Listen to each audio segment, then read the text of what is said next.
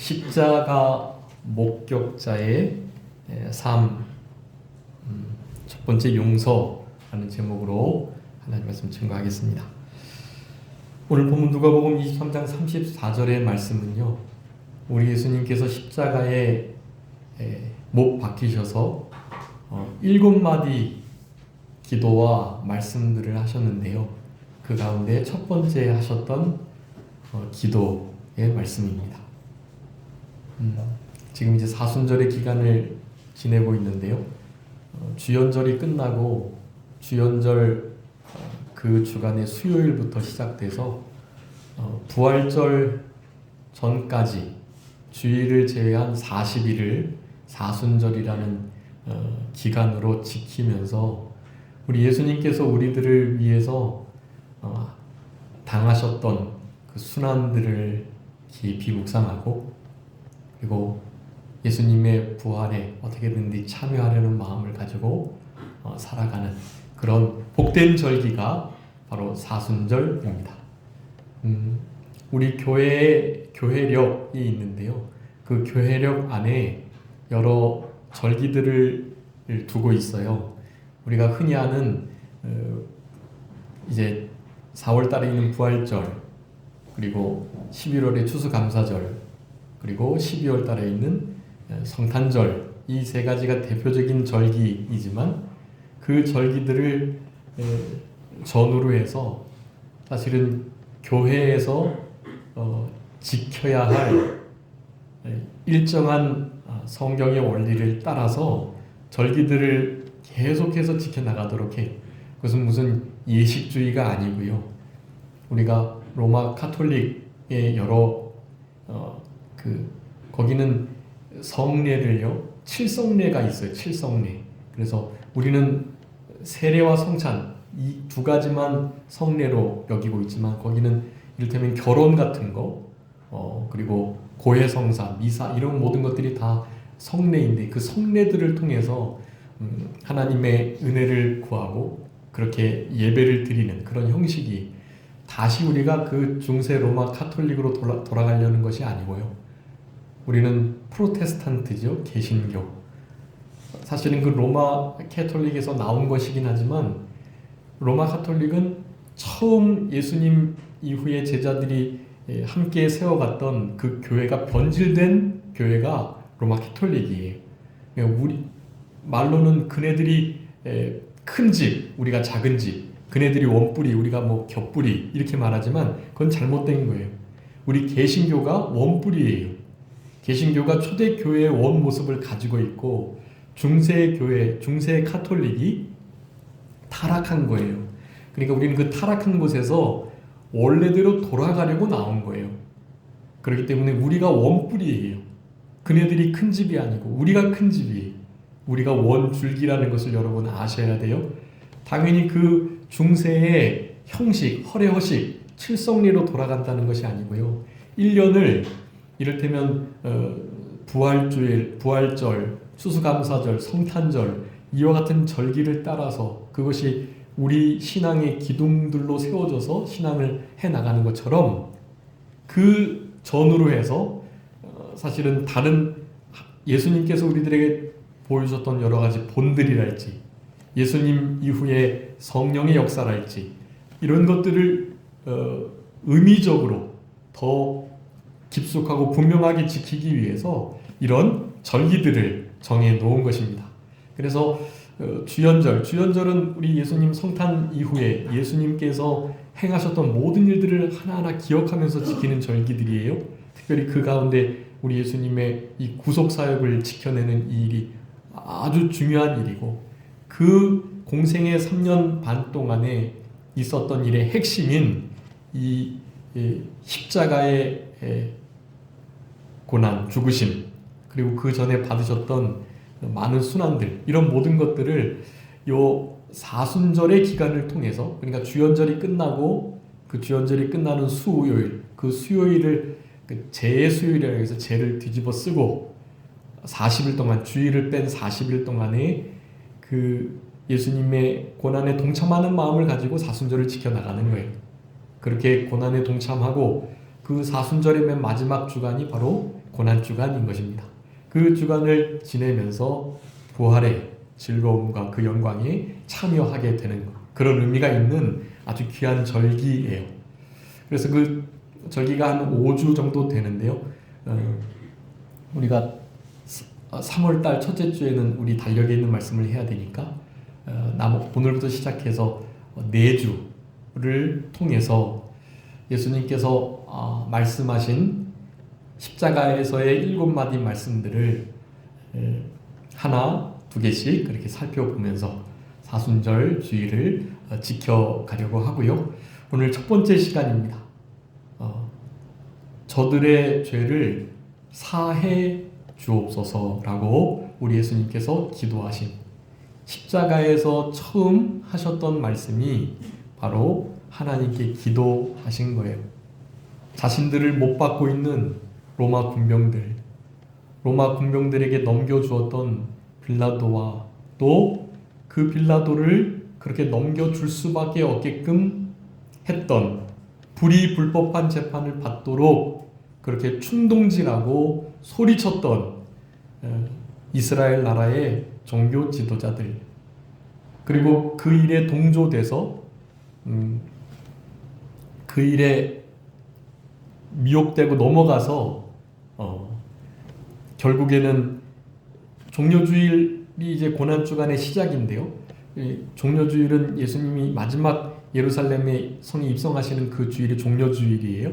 근데 그 종려주일을 통과하시면서 이제 고난주간이 시작되는 건데, 종려주일 바로 그때 예루살렘 처음 입성하실 때 얼마나 많은 사람들이 우리 예수님을 호산나 다윗의 자손이요, 우리를 지금 건져 주시기를 바라는 마음을 가지고 종려가지 나무를 흔들고 할렐루야 호산나를 외치면서 그렇게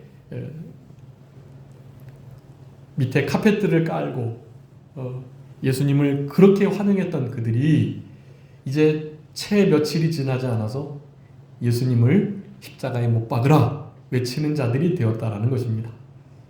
그럼에도 불구하고 그 군중들 속에는 다 예수님을 향하여 조롱하고 멸시하고 머리를 흔들고 혀를 차고 오늘 본문처럼 옷을 벗겨 제비를 뽑아서 그 옷을 가져가려 하고 예수님을 그렇게 함부로 대하는 이들이 있었지만, 그 가운데 우리 예수님의 십자가의 그 대속 죽으심을 분명하게 보았던 그런 참된 성도들이 있었다라는 사실입니다. 그런 이들을 일컬어서 십자가의 목격자라고 부르는 것입니다. 여러분, 우리들은 십자가의 목격자들이신가요? 여러분, 우리도 십자가를 믿음의 눈으로 보셔야 합니다. 십자가에 못 박히신 주님이 밝히 보이시는데 우리가 어떻게 그 십자가를 거스리는 일을 할 수 있겠는가 하는 마음을 가지시고 믿음의 눈으로 우리의 심령의 눈을 떠서 십자가에 못 박혀 죽으시는 우리 예수님을 실제로 본 자와 같이, 믿음은 바로 보지 못한 것들의 실상, 바라는 것들의 실상, 보지 못한 것들의 증거라고 하고 있기 때문에 여러분 한 사람 한 사람이 십자가의 목격자, 증인들로 믿음으로 계셔야 되는 거예요. 거기에 많은 여인들이 있었고요. 예수님의 어머니를 비롯한 많은 마리아들, 또 예수님을 따랐던 많은 여인들이 있었단 말이에요. 그 여인들이 얼마나 우리 예수님을 잘 섬겼는지요. 그래 지금 현재 교회에도 교회를 지탱해 나가는 많은 이들이 다 여인들인 거예요. 그 여인들의 하늘나라에서의 상급은 정말 클 것이라고 생각이 듭니다. 그런 여인들 속에서도 그래도 남자가 둘이 있었는데요. 바로 예수님을 비록 부인하긴 했지만 베드로도 예수님을 십자가 밑에까지 따라갔었고요.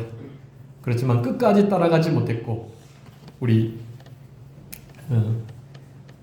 예수님의 제자 중에 사도 요한은 대제사장과 친척 관계에 있었기 때문에 좀 예수님을 가까이 따를 수가 있었습니다.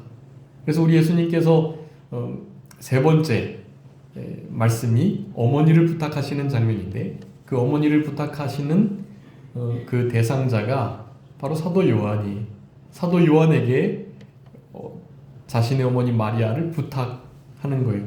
그리고 또 어머니에게는 사도 요한을 가리키면서 저가 이제는 당신의 아들이라는 것을 분명하게 말씀해 주시는 장면이 나옵니다. 예수님 십자가 밑에 끝까지 따라갔던 우리 사도 요한, 그리고 많은 여인들, 믿지 않았던 이방인이었지만 과연 저가 하나님의 아들이다 라는 신앙 고백을 했던 백부장이랄지 여러 무리들이 있습니다. 여러분, 그 무리들 가운데 내가 어떤 자들인지에 대해서 생각하시면서 남은 때는 십자가의 목격자로서 이 땅을 살아가시는 우리들이 되어야 되겠고, 그 십자가 목격자의 삶이 어떠한 삶인지를 우리 예수님께서는 죽으시면서까지 우리들에게 어떻게 살아야 할 것인가에 대한 본을 보여주셨다라는 것으로 이 가상칠언, 십자가에서의 7마디 하셨던 이 말씀이 아주 중요한 의미를 갖게 됩니다. 물론 예수님 십자가 돌아가시고 난 다음에 부활하셔서 또 7가지 말씀을 하셨어요. 그것은 이제 이 사순절 지나고 난 다음에 부활절 이후에 살펴보려고 합니다. 예수님께서 십자가에서 하셨던 말씀도 중요하고, 십자가 이후에 부활하셔서 제자들에게 나타나셔서 여인들에게 나타나셨던 말씀들이 또 너무나 중요해요. 여러분, 우리는 예수님의 이 하셨던 말씀을 가지고 이 땅을 살아가야만 하는 것이에요. 십자가 목격자의 삶이 어떤지에 대해서 비록 행동으로 보이시지는 않으셨지만 십자가에서 기도로, 말로 우리들에게 어떻게 살아가야 할 것인가를 분명히 교훈해주고 계시니까, 그 첫 번째로 저들의 죄를 용사하여 주옵소서라는 이 말씀, 그러니까 용서해달라라는 말씀인 거죠. 그런 기도, 예수님 자신을 이렇게 함부로 대하고 죽이는 이 살인자들, 이런 자들을 향하여서 우리 예수님께서는 저들이 지금 하는 일을 알지 못하니 저들의 죄를 사해 주십시오라는 기도를 하나님께 드리는 것, 그것을 처음 가상칠언 십자가에서의 첫 마디 말씀으로 하셨다라는 것, 여러분, 그것이 우리들에게 결론적으로는 용서하는 삶을 살아야 할 것이라는 것을 우리들에게 아주 강하게 말씀해 주신다라는 것입니다. 여러분, 용서받고 용서하는 삶 아주 중요해요. 여러분, 교회 안에서 그런 일이 이루어져야 합니다. 교회 안에서 용서를 해야 된다라는 말이 성경에 많은 것은 교회 안에 서로에게 이를테면 상처를 주고 또 어려움을 겪고 서로 분란이 있고 분쟁이 있고 부딪힘이 있다라는 것을 말하는 거예요. 왜 그럴까요? 여러분, 세상 사람들은 그렇게 생각해요. 교회에는 좋은 사람들이 모여 있으니까 나쁜 일이 안 생기겠지. 여러분, 그렇지 않아요.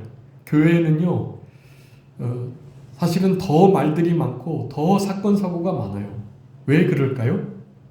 교회에서는, 다른 데서는 모르겠는데 교회에 오면 일단 분위기가 다 용서해주고 품어주고 사랑해주고 받아주고 용납해주고 이런 분위기라는 기본적인 마음이 있기 때문에 내가 어디서 사실은 함부로 하지 못하고 또 어디서 늘 조심하면서 그렇게 살아가지만 그래도 교회에 오면 용납되겠지, 받아주겠지 하는 기본적인 마음이 있기 때문에 사실은 교회 안에 여러 사건, 사고, 실수들이 많이 일어나게 됩니다. 사실은 그렇게 좋은 옳은 마음은 아닌데요. 그래도 그런 분위기가 중요해요.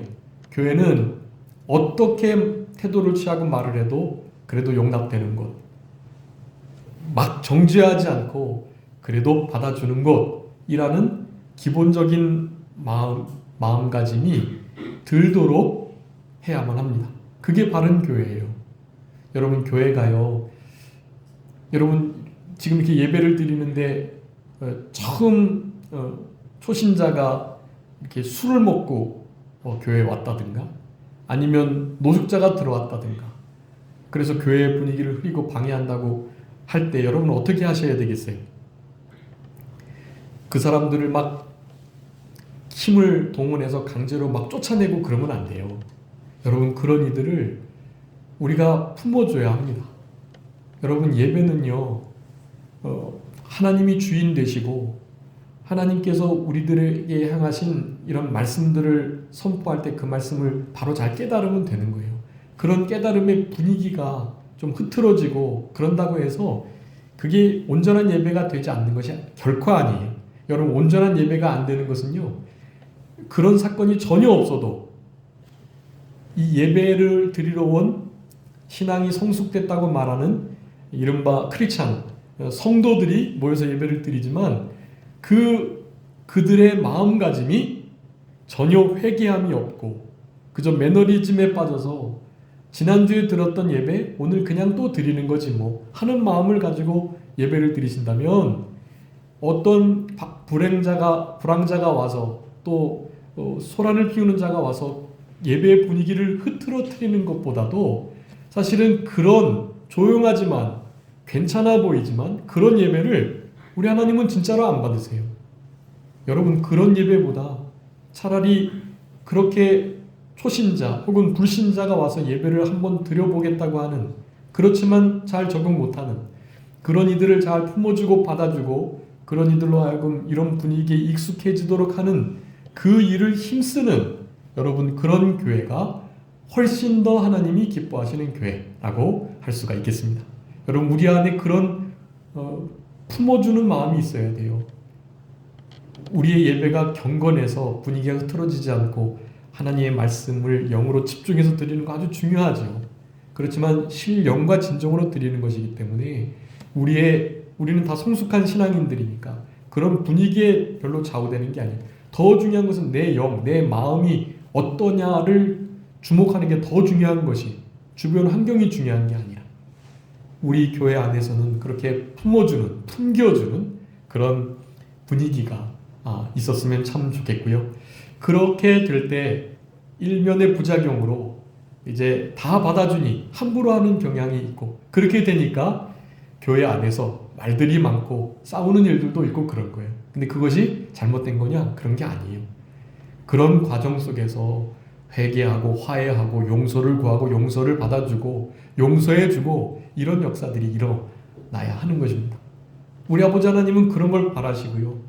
우리 예수님께서 하나님으로 이 땅에 오셔서 우리에게 본을 보여주시며 십자가에서 가장 먼저 하셨던 기도 말씀이 저들의 죄를 사해 주시라 용서해 주시라라는 기도라는 것이 우리에게 얼마나 중요한 의미를 갖는지를 이 시간에 생각하시면서 그렇게 남은 우리들의 삶은 예수님께서 자신을 주기로 했던 그들을 실제적으로 사랑하고 긍휼하고 은혜를 베푸시고 진짜 불쌍히 여기는 마음으로 용서를 해 주셨던 우리 하나님께서 가만두지 않으시려고 했는데 우리 하나님의 그 공의의 진노를 막으시는 우리 예수님의 이와 같은 용서를 해주시는 용서를 구하시는 그런 기도 이런 기도가 우리들에게 있어야 되겠다라는 것이고요. 그래서 오늘 첫 번째 십자가 목격자의 삶은 바로 용서함이다 라는 것을 꼭 기억하시고 우리 교회에서 가정에서 직장에서 사회에서 학교에서 우리가 포함되어 있는 모든 공동체 안에서 우리 이 말씀을 들은 우리 선전교회 성도님들께서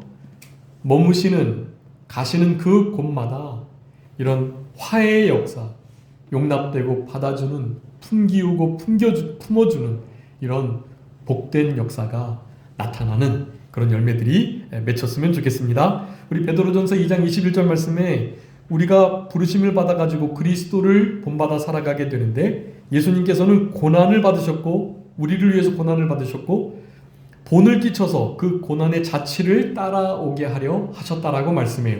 여러분 우리는 이 사순절을 맞아서 예수님의 십자가에서 하셨던 7마디의 그 죽으시면서 하셨던 기도와 그 말씀을 신비에 새기고 그 말씀에 고난을 받으시면서 하신 말씀이니 당연히 우리에게 고난이 되는 말씀일 수밖에 없어요. 용서하는 일 여러분 아시는 것처럼 너무 힘들고 어렵고 큰 결단이 있어야 하고 자존심이 상하고 마음이 쓰라린 그런 일들이잖아요. 그런 고난이 있음에도 그 일을 하라고 우리 예수님께서는 말씀하고 계시고 우리는 그 고난의 자체를 용서하는 삶을 온전히 따라가는 그런 우리들이 되어야 할 것입니다. 우리 예수님께서 7마디 하셨는데 제가 주보에 기록해 두었거든요. 주보에 안 기록했네. 내용은 기록하지 못하고 그 앞자만 땄어요. 여러분 한번 그 주보 가상칠언 거기 용으로 시작하는 거 7개 한번 읽어볼까요? 시작. 용낙 모엘 갈성탁. 네, 용낙 모엘 갈성탁. 그 용은 뭘까요? 네, 용서해 주세요. 하나님, 저들의 죄를 사해 주세요. 라는 기도예요. 두 번째 낙은요. 네, 낙원에 있으리라. 한편 강도를 향해서 오늘 밤 내가 나와 함께 낙원에 있겠다라는 말씀이에요. 세 번째는 엘인데요. 엘은 뭘까요? 네, 엘리 엘리 라마 사박다니. 이것은 나의 하나님 어찌하여 나를 버리셨나이까? 라는 거예요. 그리고 갈은요. 목마를 갈자예요. 그래서 목마르다 하셨던 거고요. 성은요. 이룰 성자예요. 다 이루었다 라는 것이고요. 마지막 탁은요. 의탁할 탁, 부탁할 탁인데요. 하나님 아버지께 예수님께서 마지막으로 나의 영혼을 부탁하나이다 라고 기도하셨어요. 그래서 예수님께서 이 7마디 용낙 모엘 갈성탁. 네, 용낙 모엘 갈성탁. 여러분 이것을 좀 기억하시고요. 이 사순절 기간 동안 이 7마디 말씀들을 좀 깊이 묵상하시면서 그렇게 하나님이 기뻐하시는 부활절을 맞이하는 그런 우리들이 되었으면 참 좋겠습니다. 그 중간에 있는 것이요. 엘리엘리 라마 사박단이에요. 그 네 번째 말씀을 전후로 해서 세 가지씩 있잖아요. 그 말씀이요. 그 용낙모가 누가복음, 요한복음에 있어요. 네.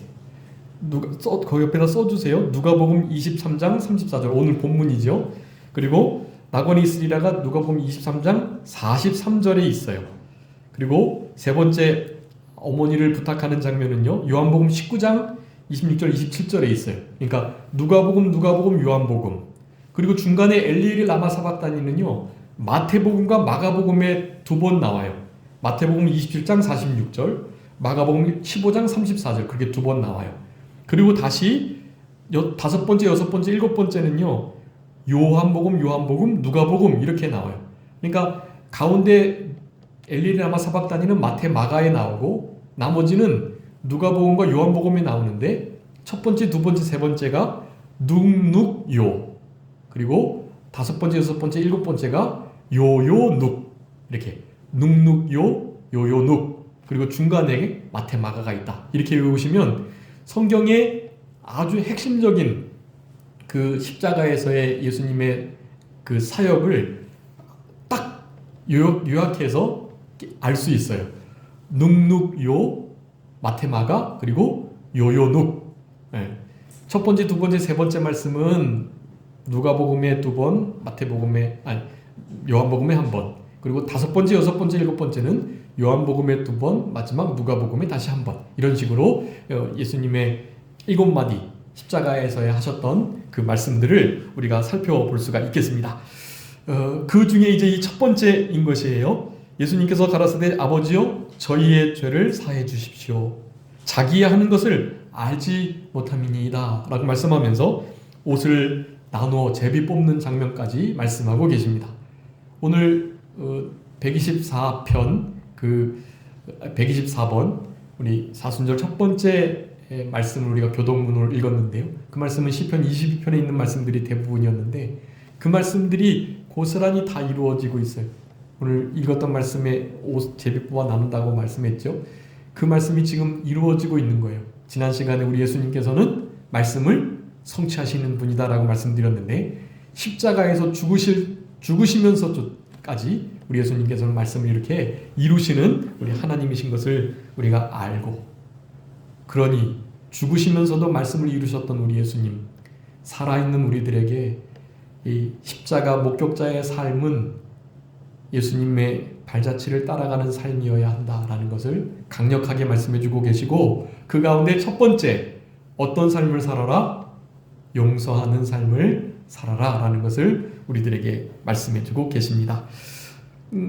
먼저 서론적으로요, 그 용서하는 삶을 우리가 살기 위해서 어떻게 해야 될 것은 뒤에 살펴보고, 먼저 이 예수님께서 하나님께 대하여 저들의 죄를 사해 주십시오, 용서해 주십시오라고 기도를 드렸는데, 하나님 아버지께 기도 드리는 것이긴 하지만 사실은 이 용서의 주체는 그 용서를 해 주어야 할 당사자, 우리 예수님이신 거예요.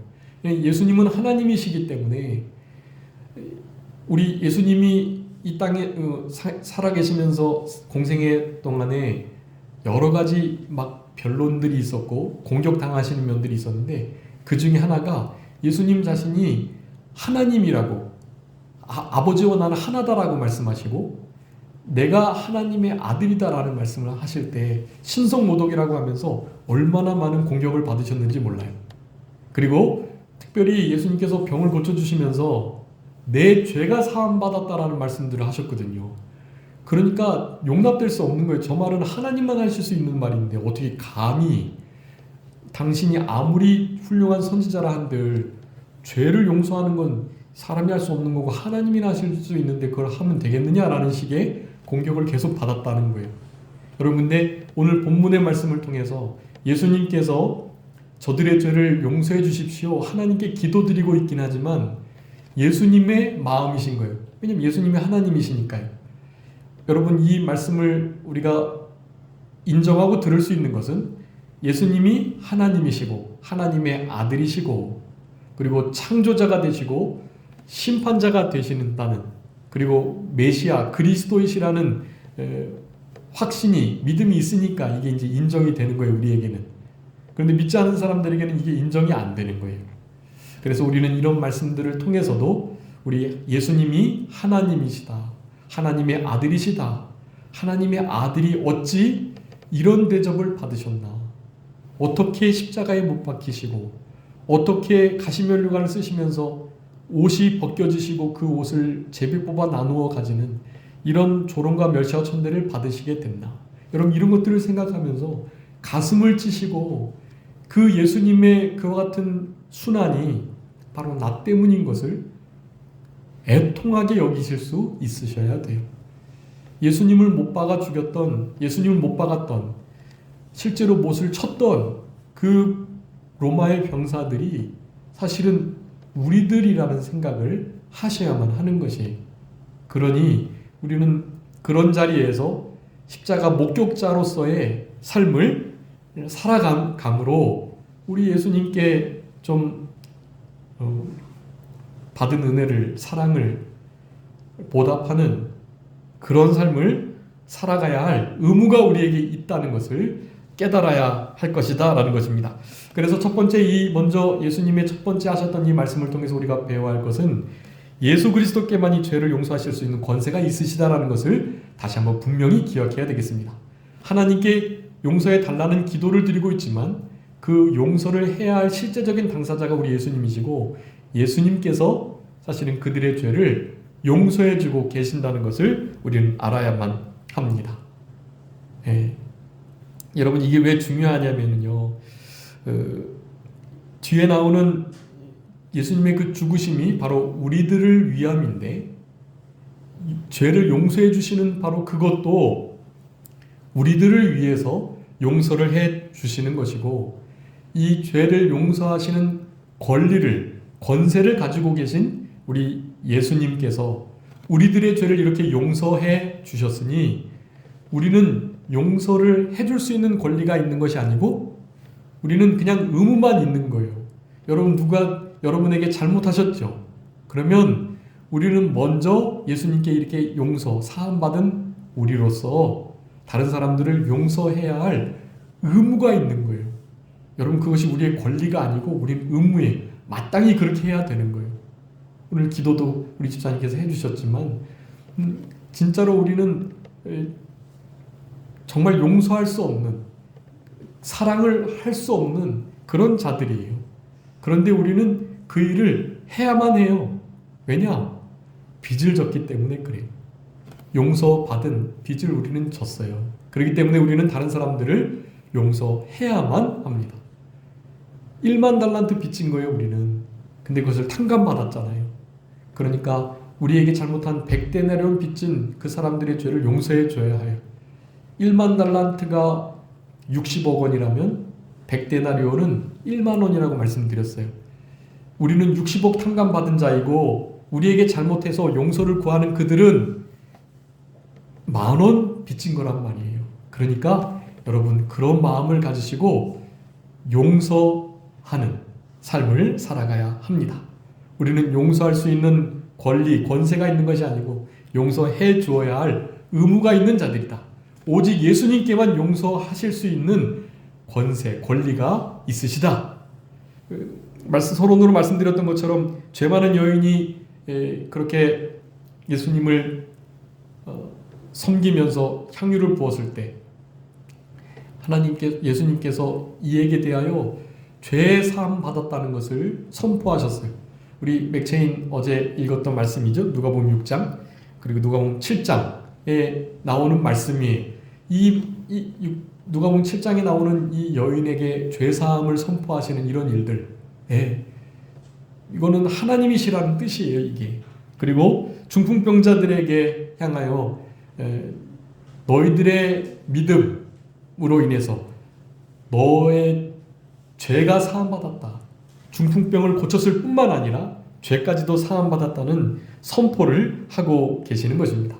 여러분, 이 죄 사함, 이 죄 용서받는 일은 오직 예수 그리스도께만 속해 있다라는 것을 기억하시면서 이 시간 예배 드리실 때에도 예수님께서 나의 죄를 속해 주실 수 있는 분이시기에 예수 그리스도의 피를 의지해서 주님 앞에 간절하게 회개하는 그런 우리들이 되어야만 하는 것입니다. 마태복음 26장에 예수님께서 말씀하셨어요. 성찬 예식을 제정하시면서 이 포도주는 언약의 피이다. 근데 그 언약의 피는 어떤 피이다? 너희들의 죄를 사하시는 언약의 피이다 라고 말씀하시거든요. 이제 종료주일 그 주일날 2월 그러니까 3월 마지막 주일 건데요. 그 주일날 성찬 예식을 하려고 해요.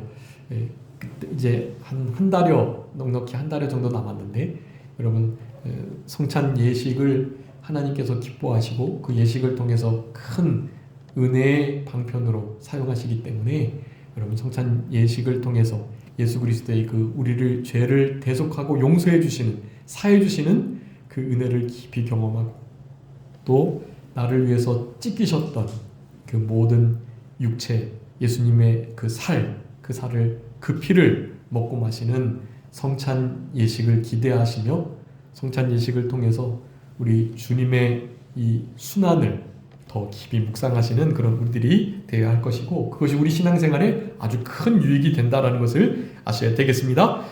또 두 번째 우리가 서론적으로 살펴볼 것은 예수 그리스도께서 죽으셨는데요. 그 죽으심은 예수님의 죄 때문에 죽으신 것이 아니고 누구 때문이다?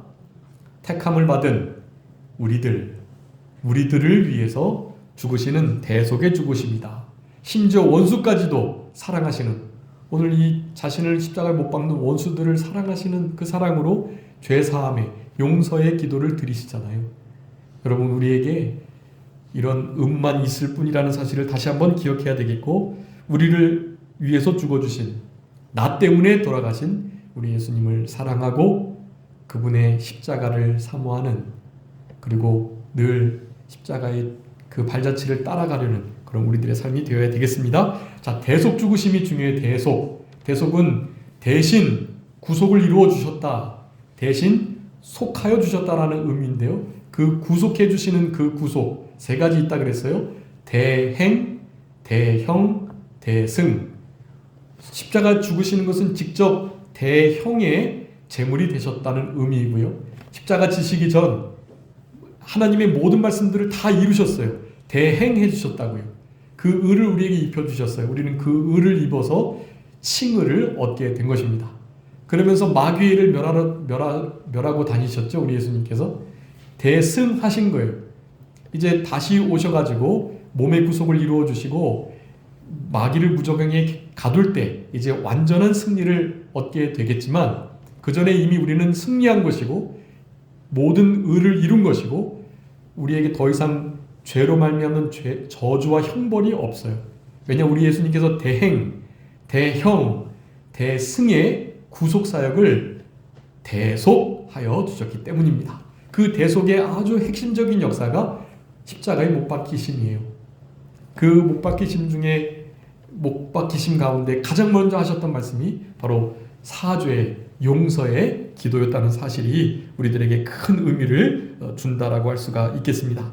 그래서 우리를 위해서 죽어주셨는데 우리도 주님과 하나님과 원수였다는 사실, 근데 원수까지도 사랑하시는 그 주님의 사랑으로 우리를 이렇게 하나님의 자녀 되게 해주셨던 것입니다. 로마서 5장 8절 죄인 되었을 때 우리 예수님께서 우리를 위해서 죽어주셨다. 하나님의 사랑을 확증하셨다라고 말씀하고요. 로마서 5장 10절에는 우리가 원수 되었을 때 그 아들의 죽으심으로 말미암아 하나님과 더불어 화목하게 되었다 말씀합니다. 여러분 우리가 죄인 되었을 때 원수 되었을 때가 있었어요. 그런 가운데 우리를 위해서 죽어주신 예수님. 선인을 위해서 아는 사람들을 위해서 자녀를 위해서 혹 죽어주는 사람이 있겠지만 어떻게 악인을 위해서 죽어주시냐고요. 여러분 이 큰 사랑을 우리가 받았다는 것을 언제나 잊지 않아야 할 것입니다. 자 이제 세 번째 중요한 내용인데요. 이런 예수님 용서의 권리가 있으시고 사죄의 권세를 가지시고 그런데 죽어주심으로 우리의 죄를 대신 용서해 주셨던 그 예수님께서 실제적으로 우리에게 요구하시는 바 그 용서의 삶을 아주 강하게 강조하여 말씀해주고 계시는 것입니다. 그래서 십자가 목격자의 삶은 용서하는 삶이다. 그 용서를 어떻게 해야 되냐면요. 첫 번째 3절에 보면 용서하시고 사랑하시고 서로 받으라고 우리에게 명령하신다라는 것을 기억해야 되겠습니다. 용서, 사랑, 서로 받아줌 다 같은 거예요 사실. 그런데 중요하기 때문에 제가 나눠놨어요. 여러분 이 용서는 의지적인 결단이 포함되어 있는 것입니다. 감정적인 면이 아니고요. 그냥 나한테 함부로 한 것이 아무것도 아닌 것처럼 느껴지는 그런 의미가 아니에요. 여전히 아프고 여전히 그 사람을 보면 힘들지만 용서하기로 결단하는 것을 말하는 거예요. 우리는 그들을 그렇게 품어주고 받아주고 용납하면서 용서하면서 궁극적으로는 사랑할 수 있는 그런 우리들이 될 수 있도록 힘을 쓰셔야 되겠습니다. 여러분 그 일을 잘하기 위해서는 먼저 중요한 거예요. 원수 갚는 것을 하나님께 맡겨야 합니다. 이 일이 선행되지 않고는 용서, 용납, 사랑, 받아줌 이거 있을 수가 없어요. 여러분 원수 갚는 것을 누구에게요? 하나님께 맡기셔야 돼요. 여러분 우리가 맡겨야 될 것 자주 살펴봤었는데 우리의 길, 우리의 짐, 우리의 행사 그리고 원수 갚는 거 그리고 우리의 염려 다 맡겨야 돼요. 그리고 우리의 영혼까지 맡겨야 합니다. 시편 22편에는요. 우리는 날 때부터 맡기운 바 된 자다라고 표현하고 있어요. 우리가 믿는 크리스찬의 별명이 몇 가지가 있는데 찾은 바 된 자, 뭐 부활의 자녀 그런 별명이 있지만 우리 시편 20편 10절에 있는 것처럼 어떤 자요? 날 때부터 맡겨진 바 된 자다. 여러분 우리는 우리의 짐, 길, 행사, 염려, 원수 갚는 거 우리의 영혼까지 온전히 다 맡기셔야 돼요. 맡기시면 하나님이 어떻게 할까요? 책임져 주세요. 100% 맡기면 100% 책임져 주세요. 원수 갚는 거 어떻게 하라고요? 하나님께 맡기세요. 내가 갚는 것보다 하나님이 갚아주시는 게 훨씬 더 분명해요. 그러니 용서하고 사랑하고 용납하고 관용하고 다 받아주려면 원수 갚는 것을 주께 맡겨야 된다. 거기 말씀 써두었습니다. 로마서 12장 19절, 히브리서 10장 30절 다 신명기 32장의 말씀을 인용한 말씀들이에요. 여러분, 노하기를 더디하는 것이 사람의 슬기고 허물을 용서하는 것이 우리의 영광이 됩니다. 여러분, 원수 갚는 거 다 주께 맡기고 용서해서 하나님 앞에 잘했다 칭찬받고 영광을 얻어야 돼요. 잠언 20장 22절에 말씀합니다. 어제 잠언 읽으셨으면 아마 기억하실 건데, 악을 갚겠다고 말하지 마라. 여호와를 기다려라. 그러면 너를 구원하시겠다 라고 분명히 말씀하세요. 내가 갚아야지 하는 거 아니에요. 십자가의 목격자의 삶은 내가 갚아야지 하는 게 아니에요. 하나님께 맡기는 것입니다. 여러분, 그거가 되면 이제 용서하고 사랑하고 또 받아주는 일이 가능하게 된다는 것을 우리가 알 수 있겠습니다. 자, 작은 1번입니다. 예수님께서 우리를 용서하신 것 같이 우리도 서로를 용서해야만 합니다. 골로새 3장 13절 누구에게 불만이 있거든 서로 용납하고 피차 용서해서 주께서 너희를 용서하신 것처럼 그렇게 해라. 에베소 4장 32절에서 동일하게 말씀하고 계세요. 그리스도 안에서 너희를 용서하심과 같이 서로 불쌍히 여기고 인자 사랑하고 그렇게 하라는 것입니다. 관용을 베풀라는 말씀들을 하고 있고요. 우리 어제 그제 읽었던 누가복음 6장 원사미선 저축목이 중요한 말씀이죠. 원수를 사랑하고 저주하는 자를 축복하고 모욕하는 자를 위해서 기도하고 또 목이 저주하는 자를 위해서 축복해라. 원사미선 저축목이 중요하고요. 거기에 누가복음 6장 35절에 그렇게 해야 하나님의 비로소 아들이 된다고 말해요. 우리 법상으로만 아들 되어서는 안 되고요. 이렇게 원사미선 저축목이를 해서 그래서 하나님의 아들 된 과연 아들 되었구나. 화평케 하는 자가 하나님의 아들이라 그걸 받겠다 그랬죠. 여러분, 그런 열매가 맺히지 않으면 우리가 아무리 하나님의 자녀다고 말해도 우리는 하나님의 자녀가 아닌 거예요. 법적으로는 자녀겠지만 하나님의 자녀로 이 땅을 살아가는 게 아닙니다.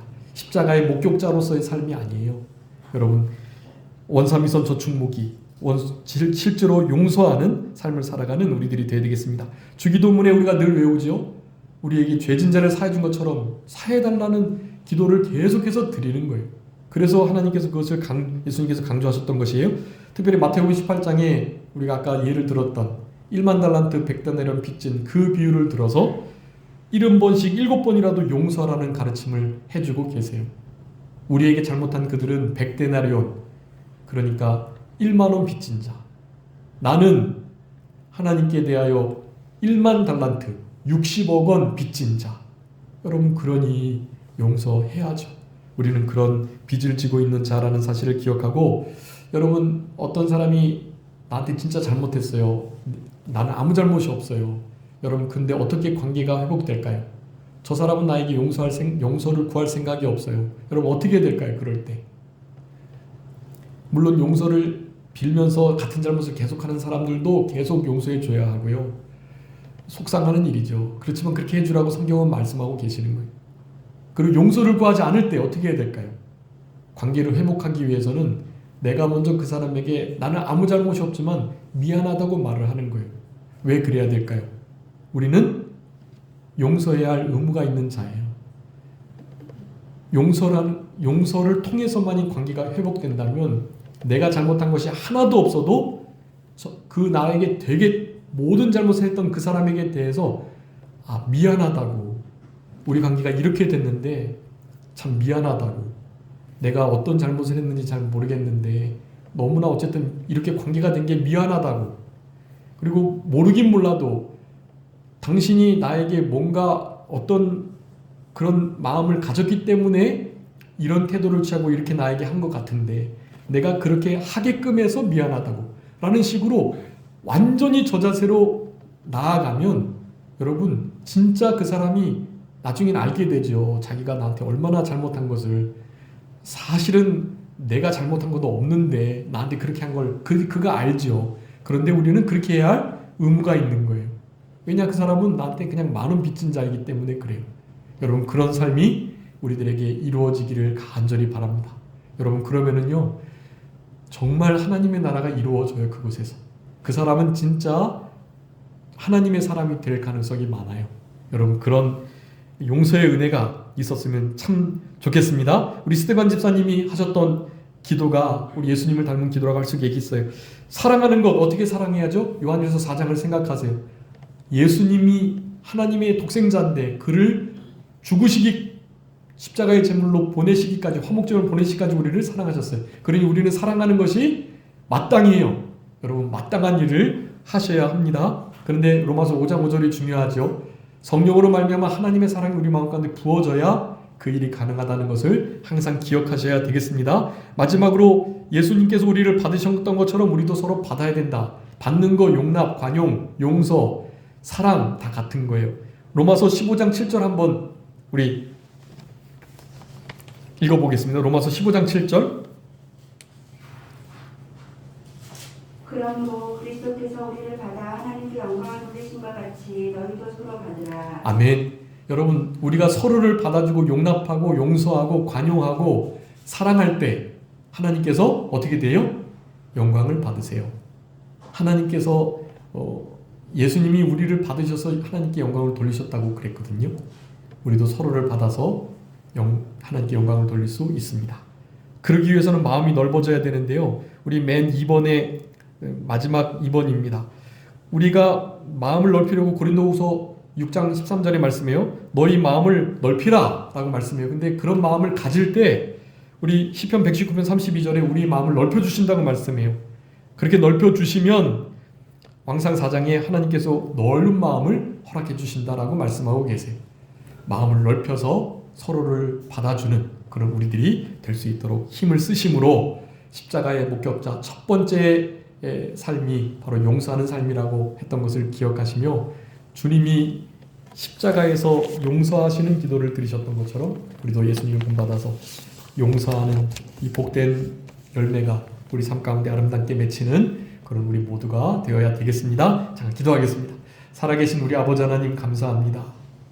예수님께서 십자가에 못 박히셔서 가장 먼저 하셨던 기도가 하나님 아버지께 저들의 죄를 사해 주옵소서, 저들이 하는 일을 알지 못하기 때문입니다 라고 기도하셨던 우리 예수님의 그 기도를 본받아서 우리들도 용서하고 용서를 구하는 아름다운 신앙의 열매를 맺어 살아가는 우리 모두가 되게 해 주시옵소서. 사순절 기간 동안에 우리를 아프게 하고 힘들게 하고 또 피해를 주는 그런 원수들을 향해서 우리 주님의 이 진정한 사랑의 마음을, 용서의 마음을 가지고 승리할 수 있도록 우리의 마음을 넓히고 우리 그리스도의 마음이, 사랑이 우리 마음 가운데 부어지는 성령의 역사를 힘입어서 그렇게 승리하며 살아갈 수 있도록 우리 주님 역사하시고 도와주시기를 간절히 바라옵고 감사하며 예수 그리스도의 이름으로 기도 올리옵나이다.